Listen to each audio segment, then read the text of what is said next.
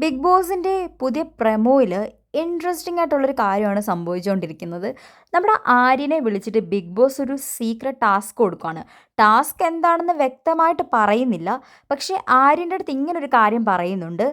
ഈ ടാസ്ക് ചെയ്യുന്നത് സീക്രട്ട് ടാസ്കിൽ ആരെങ്കിലും ഇത് കണ്ടുപിടിച്ചാൽ നമ്മൾ തമ്മിൽ ഒരു ബന്ധവുമില്ലെന്നാണ് ബിഗ് ബോസ് പറയുന്നത്. അപ്പോൾ ആര്യൻ ഇങ്ങനെ ഏന്ന് പറഞ്ഞ് നോക്കുന്നുണ്ട്.